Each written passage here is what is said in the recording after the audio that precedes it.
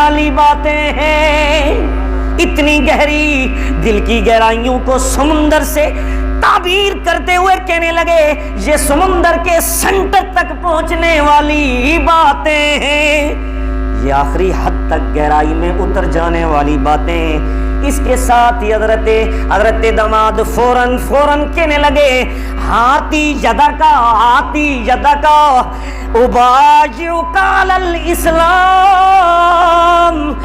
یا رسول اللہ ذرا اپنا گورا سا ہاتھ میرے آگے کیجئے تاکہ میں آپ کے ہاتھ پر اسلام کی بیعت کر لوں۔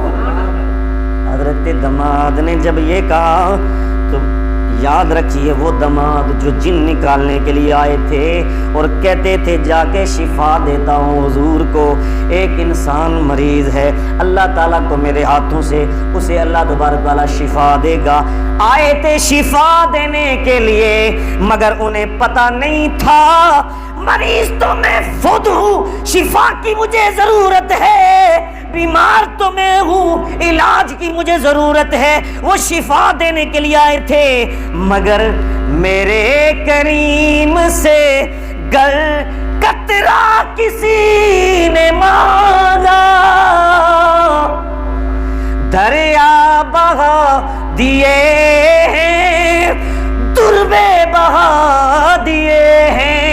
میرے نبی سے اگر کسی نے قطرہ مانگا میرے نبی نے دریا بہا دیے۔ یہاں تو سوال کرنے کی ضرورت نہیں پڑتی، بلکہ معاملہ یوں ہے، لب وہیں آنکھیں بند ہیں، پھیلی ہیں جولیاں، کتنے مزے کی بھیک تیرے پاک درگی ہے۔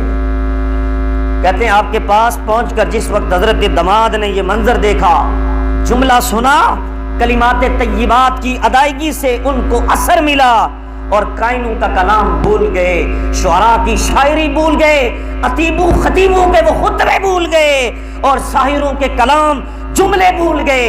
کہنے لگے اس کے بعد فوراً اپنا ہاتھ آگے بڑھاتے ہیں میرے آقا اور محبوب علیہ الصلوۃ والسلام، جب آگے ہاتھ بڑھاتے ہیں تو میں تڑپ کے حضور کے ہاتھوں کے ساتھ لپٹ کر حضور کی بیعت کر دیتا ہوں۔ حضرات محترم، یہ وہ داماد ہیں کہ جس وقت ان کے دل میں ایمان اتر جاتا ہے، دل کی تاریکی اور دل کے اندر سے ظلمت ختم ہو جاتی ہے۔ میرے نبی نے نور ایمان سے جگمگا دینے والے دل اس کو عطا کیا اور حضور علیہ الصلوۃ والسلام نے فرمایا ٹھیک ہے داماد، تم نے میرا کلمہ تو پڑھ لیا، میرے ہاتھ پر بیعت تو کر لی، اب جا کر اپنی قوم کو بھی میرا پیغام سنا دو۔ حضرت دماد قوم کے لیے مبلغ بنا کر میرے نبی نے بھیج دیے، اور یاد رکھیے پھر اتنا مرتبہ ملا کہ ایک سر پہ جاتے ہوئے، یہاں سے ایک راستے سے جاتے ہوئے جب صحابہ کا لشکر وہاں سے گزرا تو وہاں پر گزرتے گزرتے لشکر نے وضو کرنے کے لیے ایک چیز لی اور اس سے پانی حاصل کرنے کے لیے پھر وضو حاصل کیا۔ جب صحابہ اکرام سے پوچھا گیا کہ اس قوم کی تم نے کوئی چیز تو حاصل نہیں کی کہ جس قوم کا بانی اور لیڈر دماد ہے، تو کہنے لگے قوم کہنے لگے ایک چھوٹا سا برتن تھا ہم نے لیا، تو اس پر میرے نبی علیہ الصلوۃ والسلام کا فرمان سنایا گیا ردوها فإنها أولائی قوم دماد۔ میرے نبی نے فرمایا ان کا، اور صحابی کہتے ہیں ہم نے نبی کا فرمان بتایا کہ جس قوم کا لیڈر دماد ہو اس کا برتن واپس کر دو، اس کا برتن واپس کر دو۔ یہ جائز نہیں ہے کہ ہم ان کا برتن لیں۔ حضرت دماد کو رسول اللہ صلی اللہ علیہ وسلم نے عظیم عظمتوں سے نواز دیا، آئے تھے کفر کی حالت میں، جب گئے تو ایمان اللہ رب العزت نے عطا کر دیا۔ آئیے ایک اور صحابی حضرت سمامہ بن اسال، ان کا واقعہ بھی بڑا عجیب واقعہ ہے جو کہ بخاری شریف کے اندر حدیث نمبر 4312 اور مسلم شریف کی 1764 حدیث ہے، یہ انٹرنیشنل نمبر کے مطابق بخاری اور مسلم کے اندر پورا واقعہ موجود ہے۔ حضرت سمامہ بن اسال رضی اللہ تعالیٰ عنہ، یہ بھی کفار کی قوم کے بڑے لیڈر تھے، بڑے لیڈر تھے، ایک جنگ کے سپہ سالار تھے۔ رسول اکرم صلی اللہ علیہ وسلم نے نجد کی طرف ایک وفد بھیجا اپنی فوج، اسلامی فوج کا، اور وہاں پر چھاپا مارا گیا۔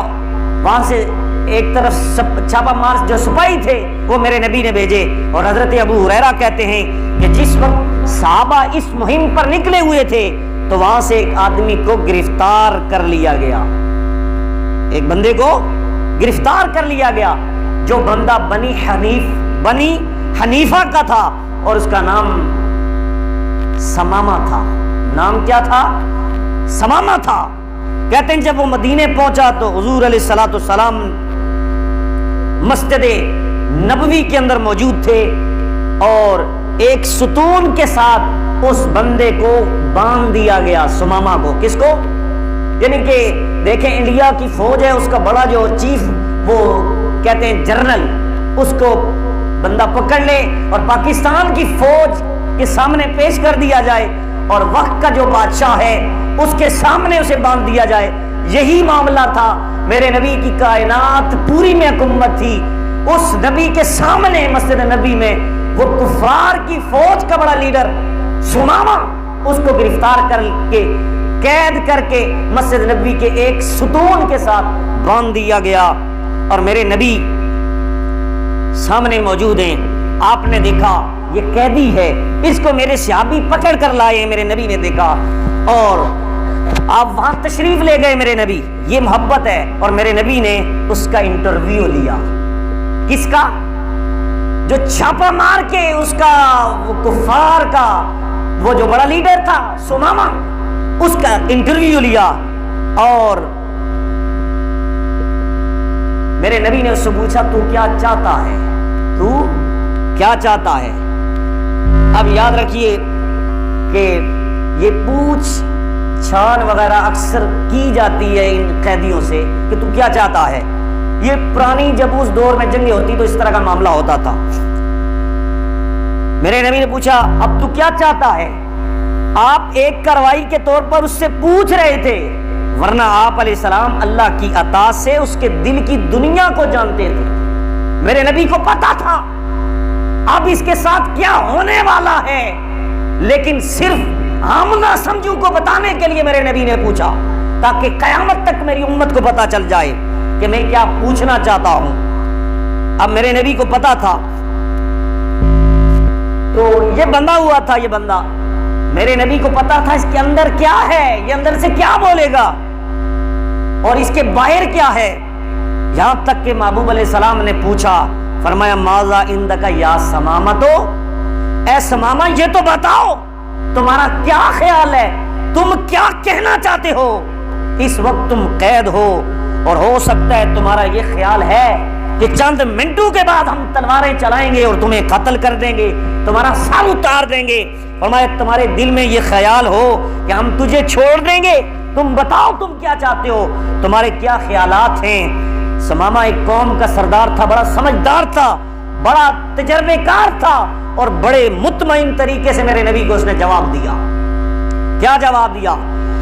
کہنے لگا انی خیر یا محمد، اے محمد میرے پاس خبر ہے، میرے پاس شر نہیں ہے، میرے پاس خیر ہے۔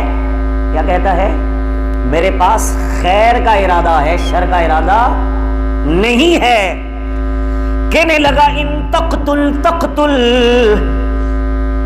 تقتل ذا من، اگر آپ مجھے قتل کر دو گے تو ایک معمولی آدمی کو قتل نہیں کرو گے، بلکہ ایک قوم کے لیڈر کو قتل کرو گے۔ وہ لیڈر کہنے لگا کہ میں شر کے ارادے سے نہیں، میرے دل کے اندر شر نہیں ہے بلکہ خیر ہے، اور دوسرا میں یہ کہتا ہوں کہ آپ اگر مجھے قتل کر دیں گے تو آپ کا قتل کر دینا ایک چھوٹے سے بندے کو قتل کرنا نہیں ہوگا، بہت بڑے بندے کو قتل کرنے کے مترادف ہوگا۔ کہنے لگا میں عام انسان نہیں ہوں، میں خون والا ہوں، میرا قتل بھی بڑا عظیم ہوگا، اگر آپ مجھے قتل کریں گے تو ایک بہت بڑے آدمی کو قتل کریں گے۔ اور آگے دوسرا جملہ بولا، سمامہ کہتا ہے وَإِن تُنْعِمْ عَلَىٰ شَاكِرٍ، اور اگر آپ مجھ پر انعام کر کے چھوڑ دو گے، مجھ پر انعام کر کے چھوڑ دو گے تو تم نے کسی کمینے کو چھوڑا ہے، پھر بھی ایک شاکر کو چھوڑا ہے، یہ آپ سمجھو کہ میں ساری زندگی آپ کا شکر ادا کرتا رہوں گا۔ ایک اتنا بدبخت انسان آپ نے چھوڑ دیا، اگر انعام دے کر آپ مجھے چھوڑ دیں گے تو ایک عام نیک انسان کو نہیں بلکہ ایک کمینے شخص کو چھوڑیں گے، اور میں ساری